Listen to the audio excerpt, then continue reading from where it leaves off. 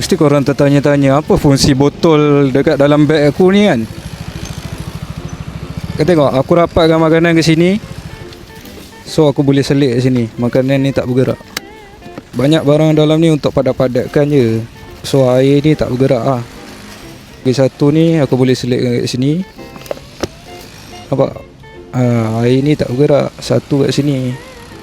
Aku recommend lah korang untuk beli beg hitam ni. Kadang-kadang aku tengok ada rider kan, dia punya beg betul-betul lopong tau. Kat dalam dia kosong je. So kalau korang nak bawa satu item, tak boleh lah kan, benda tu bergerak-gerak. So aku recommend untuk beli beg thermal hitam ni. Dekat dalam showcase aku ada. Actually itu adalah beg yang paling aku rasa paling bagus lah pernah aku beli.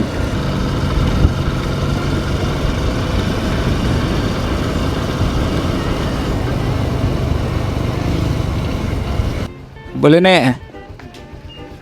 Thank you.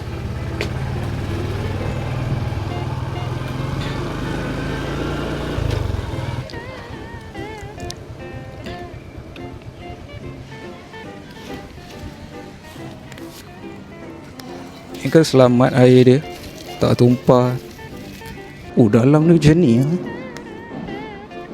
Baik ke? Shopee. Makanan boleh letak bawah? Okey. Aku tak boleh nak confirm order tu. Tak ada line. Cukup lah tu gambar tu je. Customer pun dah ada dia. Dia kalau letak makanan kat bawah ni, kalau boleh dengan izinan customer tu, okey lah.